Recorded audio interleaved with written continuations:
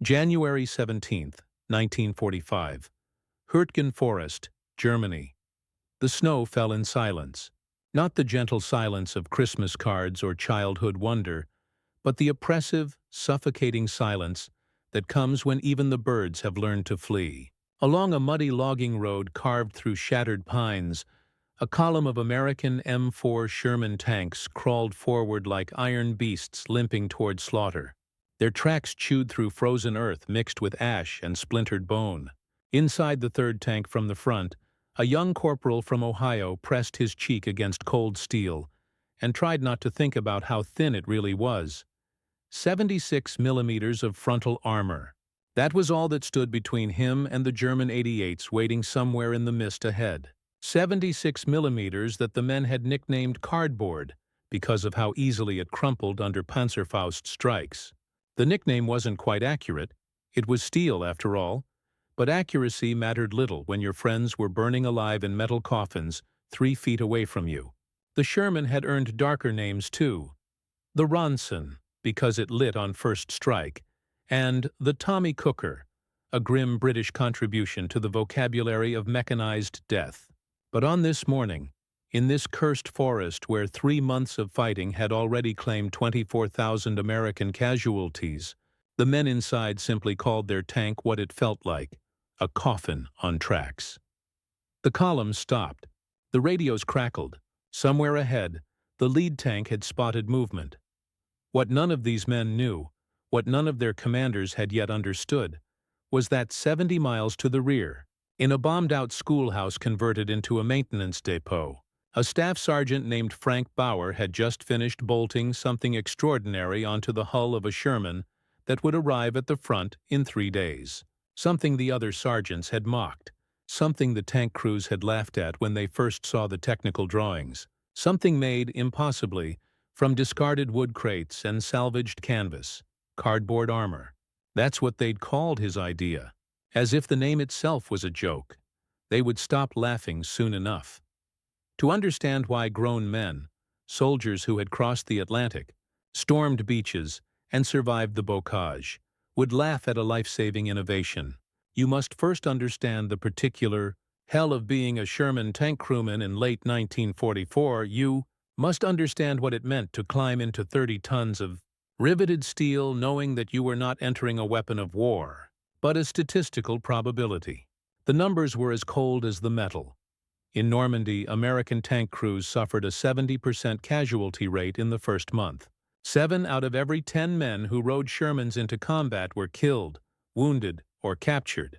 The Sherman burned so reliably after penetration that veteran crews kept the hatches loose and practiced their escape drills the way pilots practiced parachute landings, because it wasn't a question of if they would need to bail out, but when. The German tanks were different. The Panther, the Tiger, the King Tiger. These were not tanks in the same sense that a cathedral is not the same as a country church. They were mobile fortresses, their frontal armor measuring up to 180 millimeters thick, more than twice what protected a Sherman. Their 88mm guns could punch through American armor at distances where the American 75mm shells simply bounced off German hulls like pebbles thrown at castle walls. In the tanker bars of England, before the invasion, men had joked darkly about the only reliable way to kill a Tiger: get 5 Shermans together, let the Tiger destroy 4 of them, then use the 5th to flank it while it reloaded. It was a joke built on truth. Doctrine literally called for numerical superiority to compensate for qualitative inferiority. But by January 1945, there was a weapon even more feared than the German tanks. It was called the Panzerfaust, and it had democratized tank destruction in a way that terrified every Allied armored commander from Bradley down to the newest lieutenant. The Panzerfaust was a disposable single-shot rocket launcher, crude, simple, and devastatingly effective. A German teenager conscripted into the Volkssturm could hide in a cellar, wait for a Sherman to pass, step out, fire, and turn 30 tons of American steel into a funeral pyre. The shaped charge warhead could penetrate up to 200 millimeters of armor, which meant it could pierce a Sherman from any angle, even from the front where the armor was thickest. And it was everywhere. By late 1944, German factories were producing Panzerfausts faster than any other weapon, 200,000 per month, distributed not just to trained Panzer grenadiers, but to old men, children, and fanatics defending every brick and alley of the collapsing Reich. Tank crews learned to fear cities most of all. In the bocage, at least you could see the hedgerows. In open country you had sight lines. But in the rubble-choked streets of German towns, every window was a potential firing position. Every basement sheltered another disposable anti-tank weapon, another boy or old man willing to trade his life for an American tank. The Shermans would roll forward, and somewhere, from a third-story window, from a coal chute, from behind a pile of bricks that used to be someone's home, the Panzerfaust would strike. There would be a flash, a sound like the world cracking open, and then the screaming would start. The lucky crews died in the initial explosion. The unlucky ones burned. Staff Sergeant Frank Bauer had pulled 3 men out of burning Shermans. He knew what unlucky looked like. Bauer was 34 years old, which made him ancient by the standards of the rifle companies, but merely experienced among the maintenance battalions. He had been a shop teacher in Cleveland before the war, the kind of man who knew his way around a lathe and a welding torch, who could look at a broken machine and see not what it was, but what it could be made into. He had joined in 1942 after Pearl Harbor, expecting to teach vehicle maintenance to fresh recruits at some depot in Kansas. Instead, he'd been shipped to North Africa, then Sicily, then Normandy. By the time the Allies crossed into Germany itself, Bauer was a staff sergeant in a provisional maintenance company, responsible for keeping the Shermans running despite mud, cold, and the constant attrition of German firepower. He was also responsible for scraping dead boys out of the crew compartments and hosing down the interiors before sending the tanks back to the front. That was the part that changed him, not the danger. He was too far from the front lines to face much of that, but the aftermath. The boy from Michigan, whose dog tags he'd found melted into the floor plating. The loader from Tennessee, whose last act had been to scratch his mother's name into the turret wall with a bayonet tip. Tank after tank came back, those that could be recovered, and each one told the same story. The Panzerfaust had struck. The shaped charge had penetrated. The fire had done the rest. The crews never had time to escape. The hatches were too tight, the flames too fast, the ammunition too eager to cook off. In December 1944, Bauer started making notes. He sketched diagrams on the backs of requisition forms. He measured the distances between Sherman hull plates and imagined geometries of destruction. He knew he couldn't make the armor thicker. That would require factory retooling, months of production, resources that were needed for the final push into Germany. But what if he could make the Panzerfaust detonate early? What if he could create a standoff? Some kind of sacrificial barrier that would absorb the shaped charge before it reached the real armor. He thought about sandbags first. Tank crews had been piling sandbags onto their Shermans since Normandy, despite orders forbidding it. The logic was intuitive. More mass equals more protection. But Bauer had done the math, and the math was cruel. Sandbags added weight, which stressed suspensions and transmissions already operating at their limits. Worse, they didn't actually help much against shaped charges. A Panzerfaust's penetration came not from kinetic energy but from the physics of a focused plasma jet. The sandbags might stop shrapnel, but they did almost nothing against the weapon tank crews feared most. No, Bauer thought. It had to be about distance, not mass. The shaped charge needed space to form its jet. If he could force the warhead to detonate 18 inches, even 12 inches away from the hull, the jet would dissipate before reaching critical penetration depth. He needed a standoff barrier, something light enough not to cripple the tank's mobility, cheap enough to manufacture in quantity, and expendable enough that replacing it wouldn't strain the already desperate supply lines.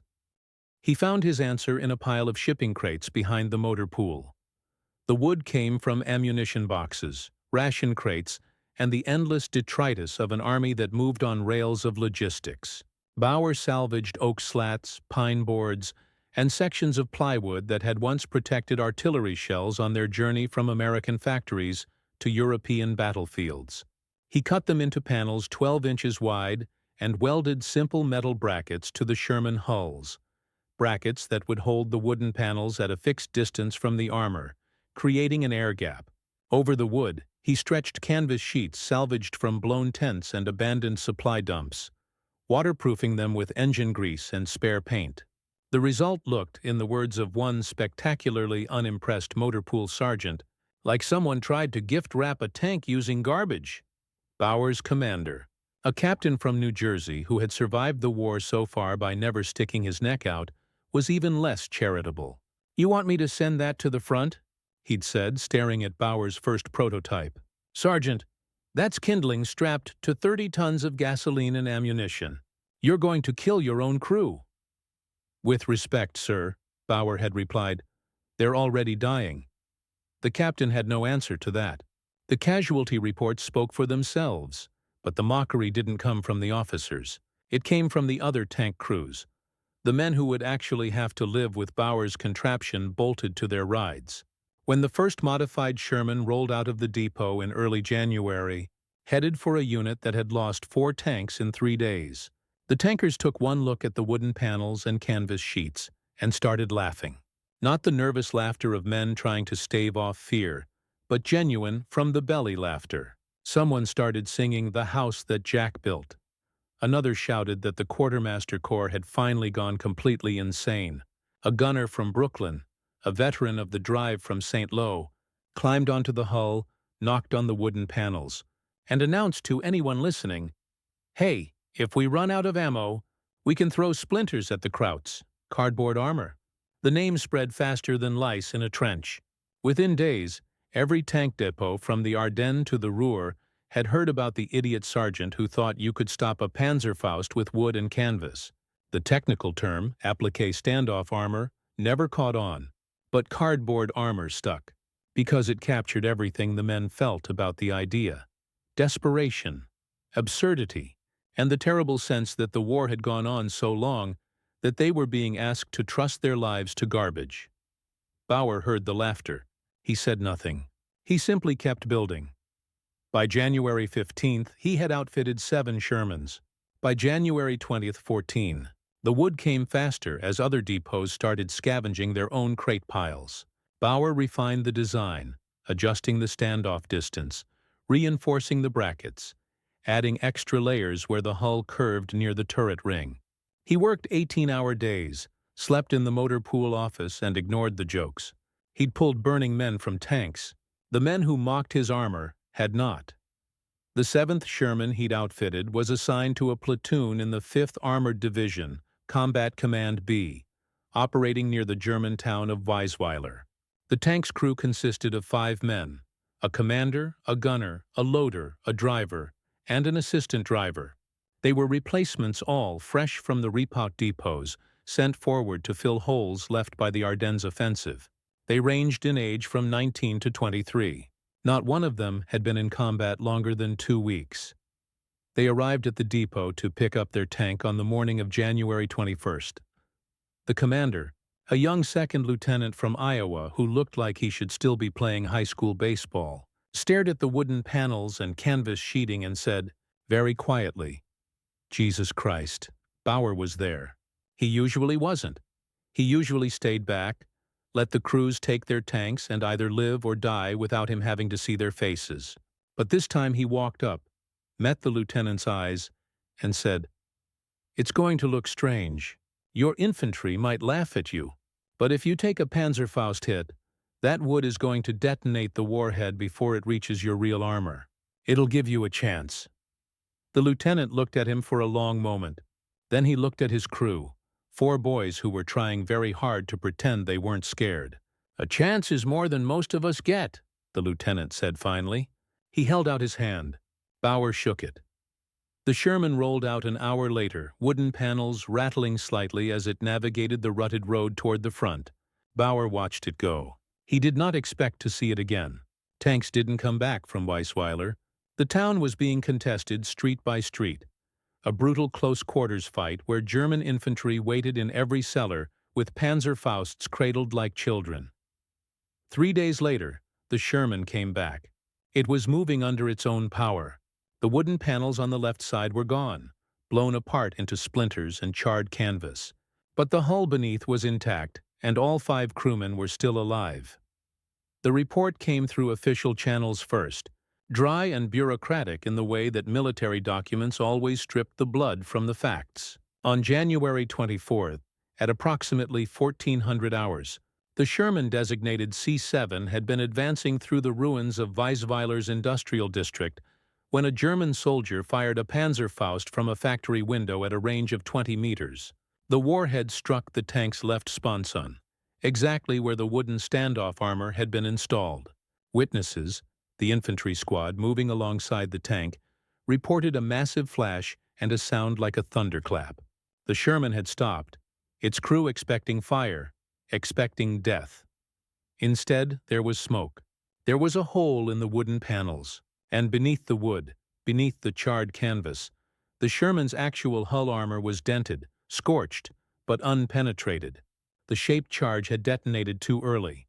The plasma jet had dissipated across the 12-inch air gap, its energy spent against the wood and air before it could focus into armor-defeating intensity.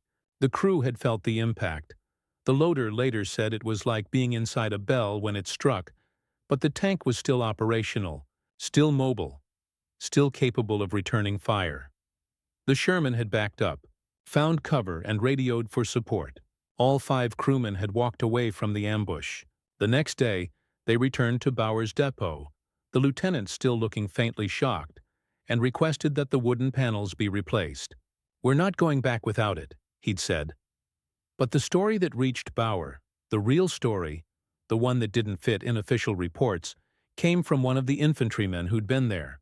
He showed up at the depot 2 days later, still wearing the mud of the front lines, and asked to see the sergeant with the cardboard. Bauer met him outside the motor pool. The infantryman was from West Virginia, a private first class with a rifleman's hollow stare. "I was there when that Sherman got hit," the infantryman said without preamble. "We all thought they were dead. We'd seen it before, Panzerfaust, then the fire. We were already pulling back, didn't want to be near it when the ammo cooked off." He paused, pulled out a cigarette, lit it with shaking hands. "But it didn't burn. It just sat there, and then the engine started up again and it backed out. We couldn't believe it." He took a drag, exhaled smoke into the cold air. "There were 12 of us in that squad. We were using that tank as cover. That's how you survive in those streets. You stay near the armor, let it take the hits. If that Sherman had brewed up like they usually do, we'd all have been caught in the open. The Krauts had a machine gun position set up, they were just waiting for us to scatter."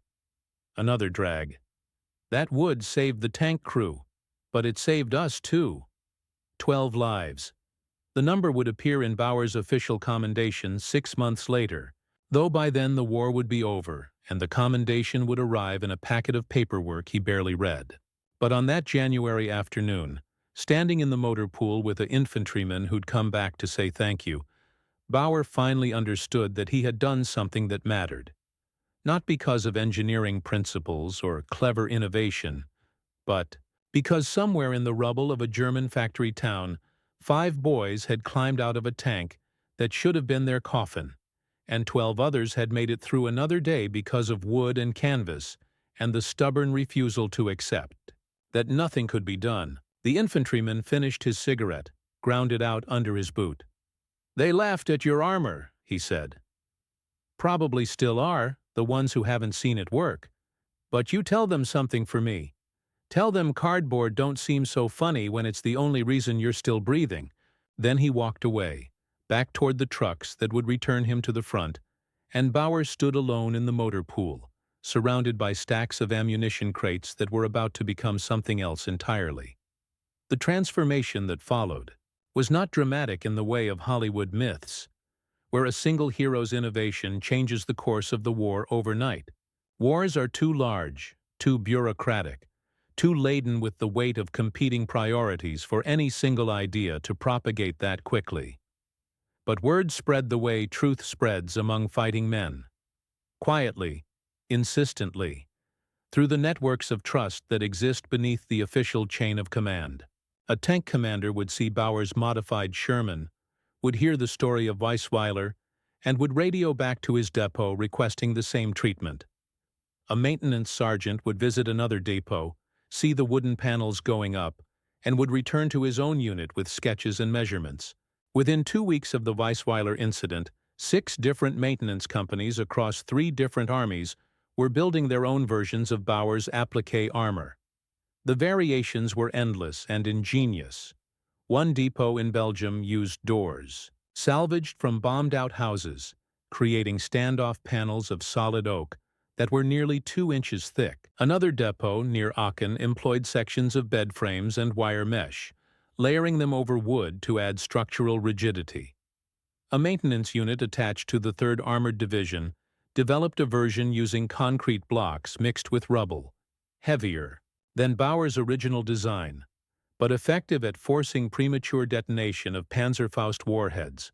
Each depot adapted the concept to whatever materials they could scrounge, and the result was that by February 1945, American Shermans began appearing at the front wearing armor that looked like it had been assembled by scavengers and madmen, which, in a sense, it had been. The mockery continued even as the evidence mounted. There is a deep conservatism in military culture, a resistance to change born not from stupidity, but from the understanding that lives depend on proven systems. Improvisation kills as often as it saves, and the men who laughed at cardboard armor were men who had learned not to trust anything that hadn't been tested in blood. When a Sherman wearing Bauer's panels rolled past an infantry position, the rifle companies would whistle and shout, "Hey tank, you building a house? Nice firewood you got there. When it starts raining, can we borrow your cardboard?" But then, inevitably, someone would see one of those makeshift armored Shermans take a Panzerfaust hit and survive. And the laughter would stop. There is a report, unverified but widely circulated among the armored units in early 1945, of a German prisoner who was captured near the Roer River in late February. He had been part of a Volksgrenadier division, poorly trained and more poorly equipped, but he had been issued a Panzerfaust and told to wait in the ruins until American tanks appeared. He had fired his weapon at a Sherman from less than 30 meters, point-blank range by Panzerfaust standards, close enough that missing was nearly impossible. The warhead had struck true, detonating against what the prisoner described as wood and cloth, like a theater stage. The Sherman had kept moving. The prisoner, having exhausted his only weapon and expecting to be crushed by the tank's treads, had simply stood up and surrendered. When interrogated, he said something that the intelligence officer wrote down and forwarded up the chain of command, though it's unclear if anyone at Chef ever read it. "I could destroy your tanks before. Now I cannot. You have learned to protect them. We are running out of ways to stop you." This was the transformation that mattered. Not just that individual tanks survived individual encounters, but that the perception of American vulnerability, so carefully cultivated by German propaganda, so ruthlessly exploited by their anti-tank tactics, was beginning to erode. The Panzerfaust had been a terror weapon as much as a practical tool, its psychological impact amplified by the horrific deaths it inflicted on Sherman crews. But terror only works when the weapon is reliably lethal. Once tanks started surviving, Panzerfaust strikes, once crews stopped burning, the weapon lost its mythic power. It was still dangerous, still capable of killing, but it was no longer inevitable. And in the brutal mathematics of late-war Germany, where resources were dwindling and replacements were impossible, inevitability was the only advantage the Wehrmacht had left. American tank crews noticed the change in German tactics by early March. The Panzerfaust ambushes continued, but they were less aggressive, more desperate. Instead of firing from optimal ranges, German anti-tank teams would wait until the last possible moment, often revealing their positions before they could get a clean shot. Instead of targeting the hull, where Bauer's armor was most common, they would aim for the turret or the treads, trying to immobilize rather than destroy. It was the behavior of an army that no longer believed in its weapons. That was simply going through the motions of resistance while waiting for the end. The symbolism of Bauer's armor extended beyond its tactical effectiveness. Here was a solution built not from American industrial might or technological superiority, but from salvage and ingenuity, from the very garbage of war repurposed into salvation. The wooden panels represented something the German war machine, for all its engineering brilliance and martial tradition, could no longer match: adaptability. The Wehrmacht had built the finest tanks in the world, had trained its crews to a level of proficiency that American tankers could only envy, had developed weapons like the Panzerfaust that briefly threatened to negate Allied armor superiority. But by 1945, Germany could no longer adapt. Its factories were being bombed, its supply lines were collapsing, its trained personnel were dead or captured. It could only repeat what it had done before, only employ the tactics and weapons it already possessed, and hope that repetition would somehow produce different results. America, by contrast, could learn, could improvise, could look at a problem. Sherman crews are dying to Panzerfausts, and solve it not by building better tanks, which would take months, but by bolting wood to the tanks they already had, which could be done in an afternoon. The solution was inelegant, almost comically crude, but it worked. And in working, it demonstrated a deeper truth about the American way of war: that creativity and flexibility, the willingness to try something absurd if the alternative was death, could compensate for deficiencies in equipment and training. Bauer's wooden panels were a metaphor made steel and splinters. They said, "We refuse to accept our casualties as inevitable. We refuse to believe that better is impossible. We will use what we have, waste nothing, and trust that human ingenuity applied at the point of crisis can alter the outcome of battles and lives." The German soldiers facing these improvised armor Shermans in the final months of the war understood the symbolism better than anyone.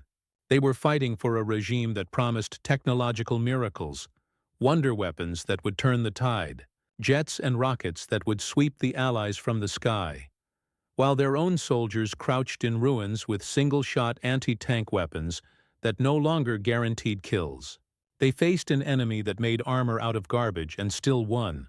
The message was clear. Germany had lost not just the material war, but the intellectual one. The Allies had become better at solving problems, better at surviving, better at the unglamorous work of keeping men alive long enough to finish the fight. By March 1945, official policy finally caught up with field innovation. A technical bulletin issued by the Ordnance Department authorized the installation of field-expedient standoff armor on M4 Sherman tanks, providing specifications and guidelines based on Bauer's design and its various depot modifications. The bulletin was careful not to call it cardboard armor, instead using the term applique protective panels. But the nickname was already too deeply embedded in the culture of the armored divisions. The men who had laughed at it, who had mocked it as desperate foolishness, now requested it for their own tanks. Bauer's depot could barely keep up with demand. He trained other sergeants, established production quotas, organized scavenging parties to collect wood from every available source. The war was ending. Everyone could feel it. The Rhine had been crossed. The Ruhr was encircled. The Red Army was closing on Berlin from the east.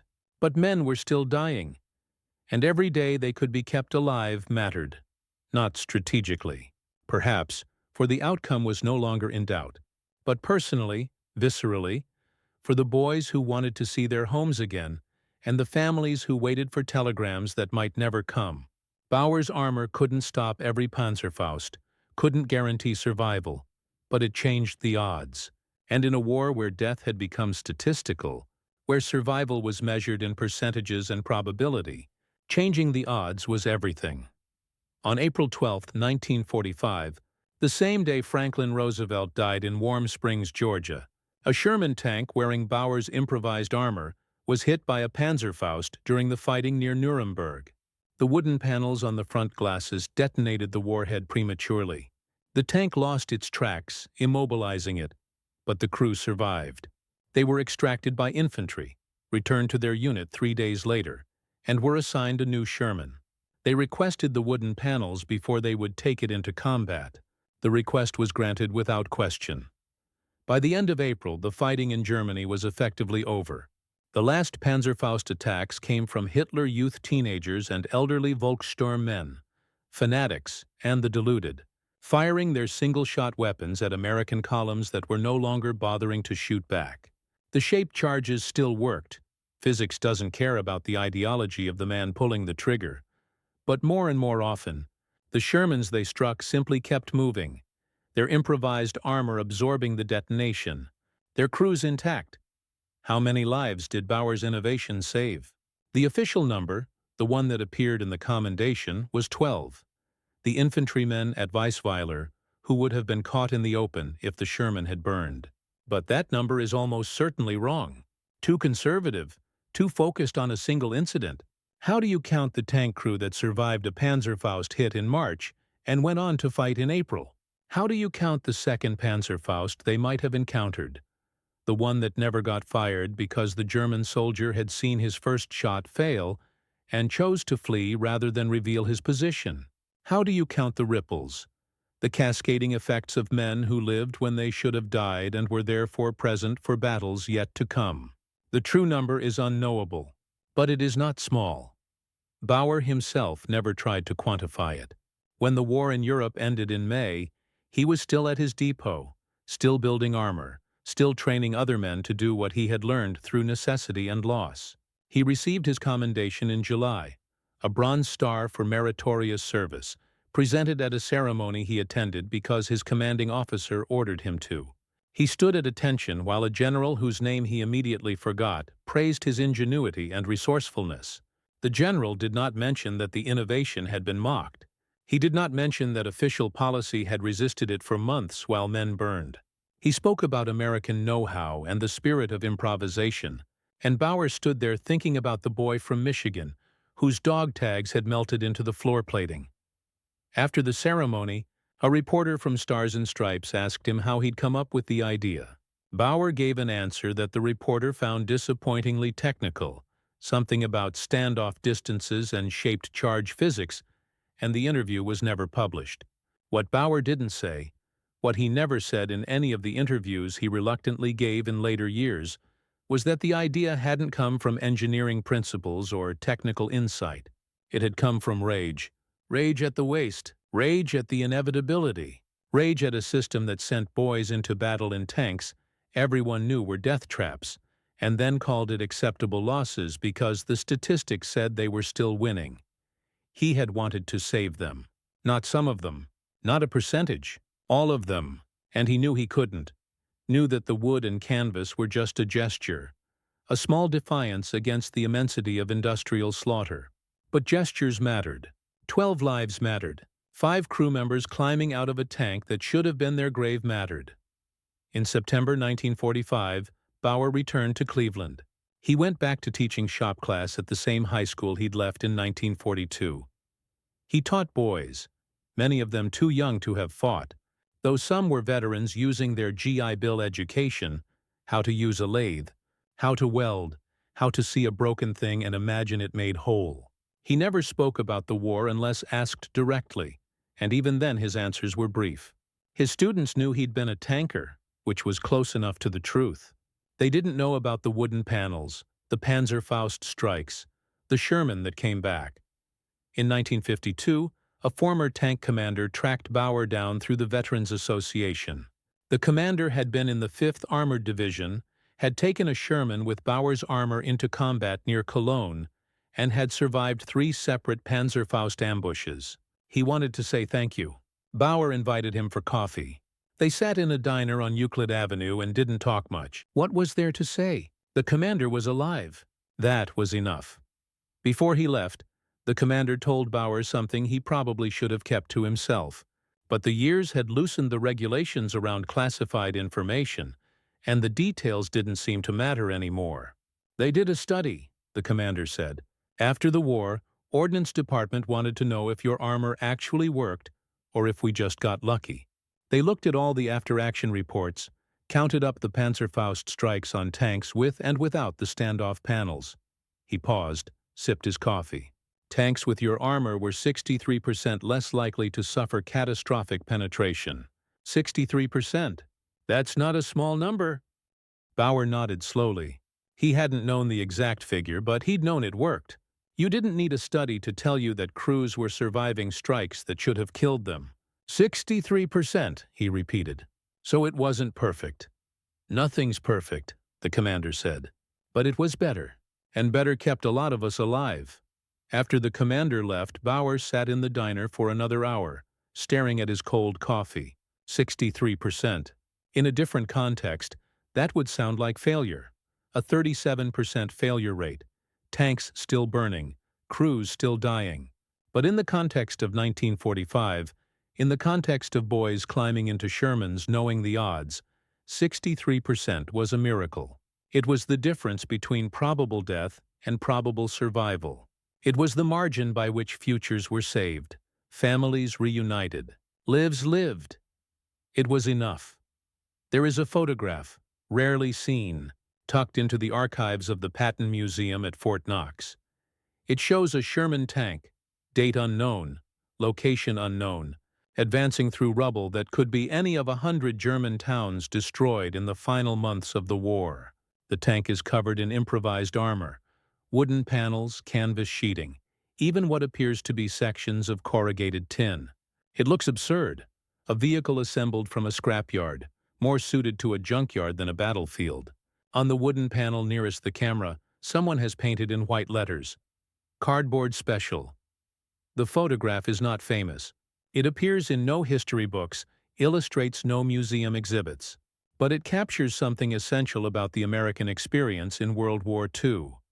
The willingness to look ridiculous if ridiculous meant survival. The refusal to accept death as inevitable. The stubborn insistence that ingenuity and effort could alter outcomes even when the odds seemed fixed. The men who painted those words on the wooden armor were not mocking it. They were claiming it. They were saying, "This is ours. This absurd, makeshift cardboard armor is the thing that kept us alive, and we are not ashamed of it." In the late 1970s, a military historian conducting research on Sherman tank modifications interviewed several dozen veterans who had served in armored units during the final months of the European campaign.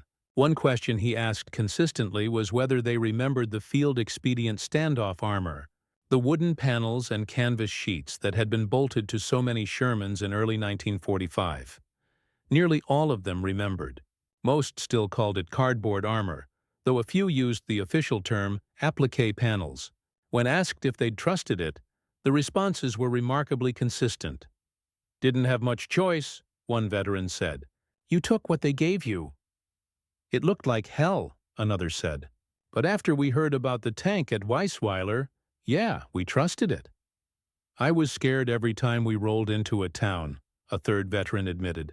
"Didn't matter what armor we had, but at least with the wood I felt like somebody was trying. That mattered more than I expected. That mattered more than I expected." Perhaps that is the real legacy of Bauer's innovation.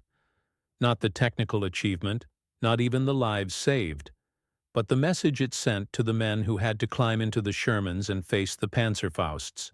The message that they were not expendable. That someone, somewhere in the vast machinery of the American war effort, was thinking about how to keep them alive. That their deaths were not acceptable, not inevitable, not simply the cost of doing business in a mechanized war. The German military in 1945 did not send that message to its soldiers.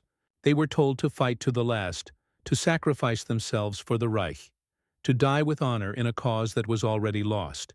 They were given Panzerfausts and sent into rubble to trade their lives for American tanks, and when those tanks started surviving the attacks, there was no adaptation, no improvisation, no desperate innovation to give the German soldiers a better chance. There was only the order to keep fighting, keep dying, keep feeding the machine until it finally ground to a halt. The contrast was ideological as much as material.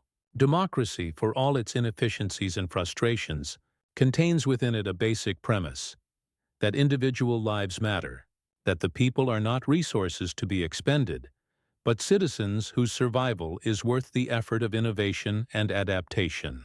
Bauer's cardboard armor was a democratic gesture, the product of a system that allowed a staff sergeant from Cleveland to challenge accepted losses, to say that the death rate was unacceptable and something had to be done. The fact that his idea was mocked, then tested, then adopted, then studied, then officially sanctioned, reflects a military culture that could, however slowly, recognize merit regardless of rank or protocol. It was not perfect. The American military in World War II was still racially segregated, still riven with class divisions, still capable of profound injustice and stupidity. But it was adaptable in ways that the Wehrmacht, bound by its authoritarian structure and its ideology of obedience unto death, could never match. And that adaptability, messy, contentious, frustratingly slow, but real, was as much a weapon as any tank or plane. In 1983, Frank Bauer died of a heart attack at the age of 72. His obituary in the Cleveland Plain Dealer mentioned his Bronze Star but not what he'd received it for. His funeral was attended by family, former students, and 3 men who introduced themselves as veterans of the 5th Armored Division. They did not explain why they had come, and Bauer's family, who knew their father had served but little else, did not press them. After the service, the 3 veterans stood by the grave for a long time, not speaking. Then they left, and Bauer was buried with the same quiet dignity he had lived with. 2 years later, one of those veterans, the commander who had visited Bauer in the diner back in 1952, wrote a letter to the Army's Center of Military History. He described Bauer's innovation, the wooden standoff armor, the lives saved. He suggested that the story deserved to be better known, that Bauer deserved more recognition than a single Bronze Star and a paragraph in a depot report. The letter was acknowledged, filed, and apparently forgotten. Military history is vast, and the heroism of individual soldiers, particularly those who served in support roles far from the front lines, rarely rises to the level of official commemoration. But the story survived the way all important stories survive, through repetition among those who were there, through casual mentions in memoirs and unit histories, through the slow accumulation of detail that eventually tips into remembrance. In the 1990s, a military technology journal published an article on field modifications to the M4 Sherman, and Bauer's armor was mentioned as a footnote. In 2003, a documentary on American tank warfare included a 30-second segment showing footage of wood-paneled Shermans, with a voiceover noting that crews improvised additional protection using whatever materials were available. In 2011, a historian writing a comprehensive account of the 5th Armored Division devoted 3 pages to the Weisweiler incident and tracked down the after-action reports, documenting the effectiveness of standoff armor. The story has never become famous. It likely never will.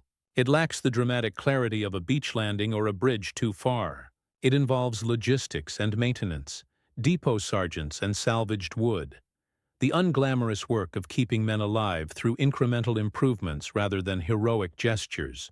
But it is, in its way, as true a story as any that came out of the war. More true, perhaps, because it strips away the mythology and shows what war actually is: a grinding attrition of lives and resources, where survival depends not on valor or strategy, but on the accumulated small improvements that, taken together, shift the odds fractionally in favor of coming home. Imagine, for a moment, that you are a Sherman tank crewman in March 1945. You are 20 years old. You have been in combat for 6 weeks, which makes you a veteran by the standards of the replacement depots. You have seen tanks burn. You have heard the screaming over the radio, the sounds men make when they are trapped inside steel coffins and the fire is coming. You know the statistics because everyone knows the statistics. 70% casualties. The Sherman burns on first penetration. The Panzerfaust is everywhere.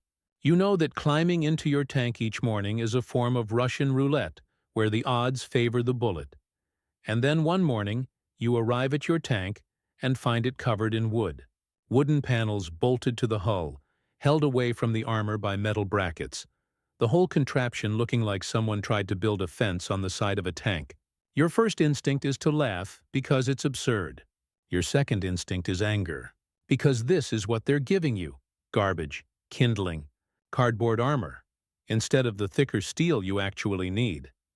But then your commander, who has been around longer than you, who pulled a friend out of a burning Sherman 2 weeks ago, tells you about Weisweiler, about the tank that took a Panzerfaust hit and didn't burn, about the crew that climbed out, all 5 of them, alive and whole, about the wooden panels that had detonated the warhead early, turned the shaped charge into fire and noise but not death. You look at the wood again. It still looks absurd, but absurd and alive is better than dignified and dead. You climb into the tank. You close the hatch. You feel the wooden panels rattling slightly as the engine starts, a sound like loose boards in a windstorm. And as you roll forward into the ruins of another German town, where another boy with another Panzerfaust is waiting in another cellar, you think, maybe this time the wood will be enough. And for 63% of the crews who thought that thought, who trusted in salvaged lumber and a depot sergeant's stubborn refusal to accept inevitable death, the wood was enough. They took the hit, felt the explosion, and lived. They returned to depots, requested the armor again, and went back out. Some of them made it to the end of the war. Some of them made it home. Some of them lived long enough to have children and grandchildren who never fully understood what the war had been like, but who existed because wooden panels bolted to a Sherman's hull had detonated a Panzerfaust 12 inches too early. That is the epilogue. Not a grand strategic victory or a technological breakthrough that changed the nature of warfare, but the quiet accumulation of lives saved, futures secured, families made possible. The epilogue is written in the children who were born because their fathers survived Weisweiler or Cologne or Nuremberg. It is written in the absence of names on memorial walls, in the telegrams that were never sent to grieving parents, in the photographs of men who grew old instead of staying forever young in cemeteries across Europe. It is written in wood and canvas, and the stubborn insistence that even in the machinery of industrial war, individual lives matter enough to fight for, to improvise for, to bolt garbage to tanks for, if that's what survival requires. The last word belongs to one of the men who was there, whose tank wore Bauer's armor into combat and survived because of it. He spoke in an oral history interview in 1998, his voice still strong despite the decades, still clear about what mattered and what didn't. "They laughed at the cardboard," he said. "Hell, we laughed at it too at first. It looked so damn stupid. But you know what? I'd rather look stupid and live than look tough and burn." That's what the Germans never understood. They wanted their tanks to look intimidating, wanted their soldiers to look fearless, wanted everything to fit the image of the master race. We didn't care how we looked. We cared about getting the job done and getting home. He paused, remembering something from more than 50 years past. "The wood saved my life. I know that. I took a Panzerfaust hit near the Elbe, must have been late April, right before the end. Hit the wooden panel on the right side, blew it all to hell. I was the loader. I was right there, maybe 3 feet from where it struck. I felt the whole tank shake, felt the heat. But the hull didn't penetrate. We got out, checked the damage, and there was this perfect circle burned into the wood, right through to the metal underneath. But the metal was just scorched. Hadn't punched through." Another pause. "I'm 81 years old now. I got to see my kids grow up, got to meet my grandchildren. I got 70 extra years because some sergeant I never met thought wood might work. That's the war I remember. Not the battles or the fear, but the fact that somebody cared enough to try something crazy to keep us alive. That's America right there. We're not always the strongest or the smartest, but we keep trying, keep adapting, keep refusing to accept that things can't be better." He smiled then, an old man's smile, weary and wise. "They called it cardboard armor. I call it the reason I'm still here. And perhaps that is enough. Perhaps that is all the epitaph that Bauer's innovation needs, all the memorial that matters, not in museums or history books, but in the continued existence of men who should have died and didn't. And in the knowledge that in the great democratic experiment called America, even a shop teacher from Cleveland could look at the machinery of war and say, 'This is unacceptable. This can be better, and I will make it better with whatever I have, even if all I have is wood and canvas, and the stubborn refusal to accept that young men must burn. The snow fell in silence on that January morning in 1945, but some of the men who drove through that snow, who faced the Panzerfausts waiting in the ruins ahead, came home. They came home because someone had cared enough to bolt garbage to their tanks. They came home because ingenuity and desperation had created 63% better odds. They came home because in the calculus of American warfare, individual lives were worth saving even if the methods looked absurd. They came home. And that, in the end, is the only victory that matters.